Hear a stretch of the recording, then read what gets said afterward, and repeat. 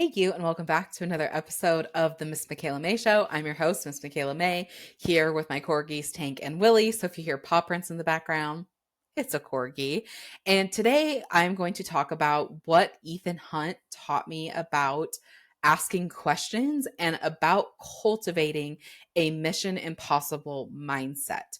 And I fell in love with Tom Cruise as a side effect of my friend Landon, who I've mentioned here on the show a couple of times. And originally, he got me hooked into the Top Gun and Top Gun Maverick movies. And then, as just kind of my progression in loving Tom Cruise, my next mission, quote unquote, if you will, was to watch the Mission Impossible movies because the original goal was because Top Gun Maverick had come out. And then the following year, Mission Impossible Dead Reckoning, which was originally part one, and then it was going to be Dead Reckoning part two, and then they switched the name to the Final Reckoning, was set to come out in theaters. So the goal was to get me caught up on all the Mission Impossibles so I can go see Dead Reckoning part one, which is now just Dead Reckoning in the theaters. I did not do that. I did get caught up in order to see the Final Reckoning in theaters, but which Landon and I we rank the Mission Impossible movies on my Western Hippie podcast show. So I will link that below if you two are a movie nerd and want to hear. Landon has the most interesting perspective on movies and gives some of the most beautiful breakdowns of film and movies in general. And so if you're like, I'm a bit of a film nerd, I will also link that below. So you can go listen to that if you want to. But the really big thing was I just fell in love with Tom Cruise. And one of the things that I started to, as I was watching Top Gun Maverick and Top Gun, and then going through the Mission Impossible series, one of the reasons those are my favorite Tom Cruise films is because there's such a thin line, such a thin veil between Tom Cruise the man and Ethan Hunt the character, and also Tom Cruise the man and Pete Mitchell the character. I think that those movies are so powerful because of how much they reflect who Tom Cruise really is, with also being this different character. Because especially in Top Gun Maverick, we see a lot of Mission Impossible themes, and from Rogue Nation to the Final Reckoning, the same. And Christopher McQuarrie, I hope I said his name right. If not, Landon's coming for me. Also helped with Top Gun Maverick. And so there really is some themes that are very similar. So if we take the concept of Top Gun Maverick and we also take these themes from Mission Impossible, we can start to catch patterns on how Tom Cruise does what he does. And that's for me one of the veils, if you will, which is so thin, is Tom Cruise himself very much has a Mission Impossible mindset. And to me, it is very evident by how he has made these movies, but also the fact that he is willing to do his own stunts. And this, we're not really going to talk about this movie, but even in Jack Reacher, when he is driving the car in the car chase, I mean, just the willingness and the lengths that he is willing to go to bring some realness to these movies is just something I deeply admire and deeply respect. And so as I'm watching these movies, I'm starting to catch these patterns of, the first thing that I caught was, well, let's actually get super like, almost, what is the word I'm looking for? Like super my gosh, my brain is tired. I usually record these in the morning, and I'm recording this at night because I decided to ride my horses in the morning, and my brain's just like, I'm done for the day. Why are we recording? Because we promised ourselves we are going to post a video and a podcast every day for 31 days straight. So we are recording at 5:18 p.m. PST. So here we are. But if we get really finicky, it's not the word I'm looking for, but it's the word I'm going to use. If we get really finicky about definitions, then we can really start to break down, what does impossible really mean versus how do we use it in everyday life. So the definition, what I'm going to use here, is the word impossible means cannot be done. So we can say humans can't fly. It's impossible. And if we take it literally, like, can humans fly like a bird? Like, we can just take our arms, start flapping, and we're going to take off flight? No. Have humans created things so that they can fly, such as airplanes? Yes, we have. And so is flying for humans, by definition, meaning it cannot be done, truly impossible? Well, no, because we created something that would allow us to do so. And so the thing that I started to ask myself when I say something is impossible, I started to ask myself, okay, let's get really finicky about these details, Michaela. Michaela, is it truly impossible?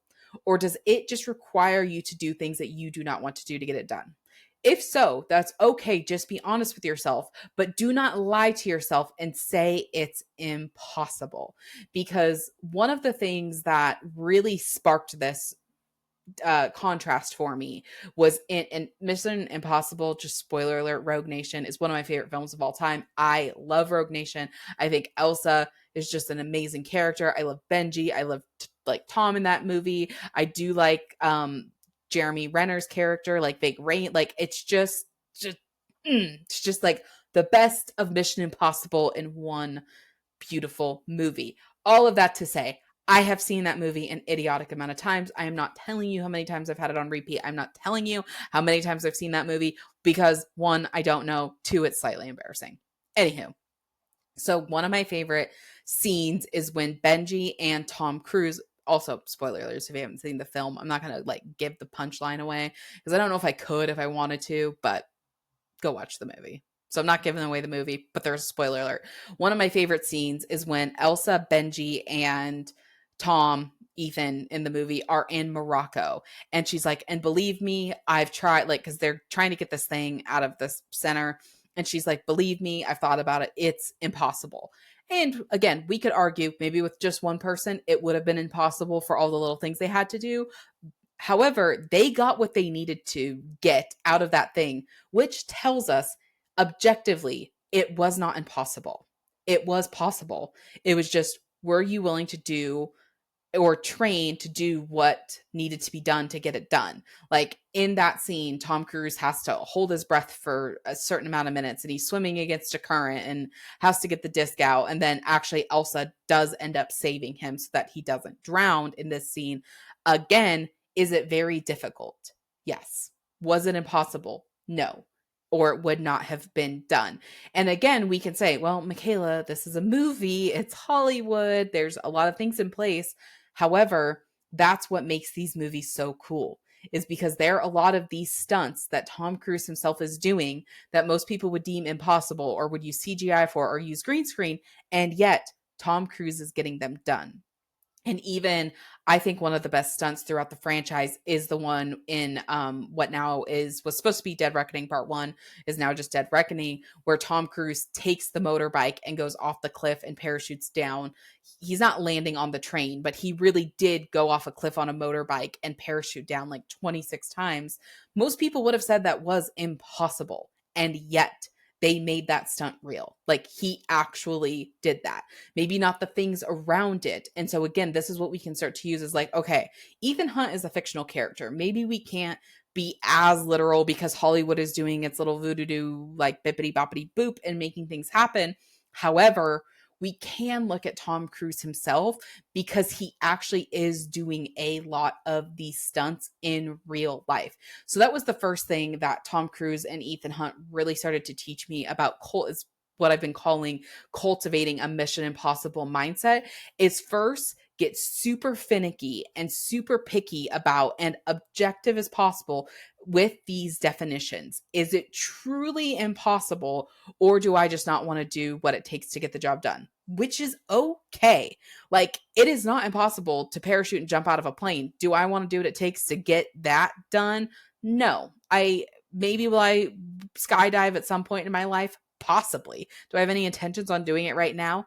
No. And am I like beating myself up because I don't want to do it? No.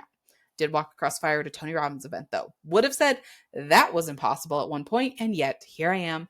I always, my favorite is when Mushu pops up from Mulan. It's like, I lived, and I'm here to tell you the story. And so that was the first thing that got me super, super clear, was how can I start to get really objective and really finicky about what is actually impossible versus what am I just not willing to do to get it done?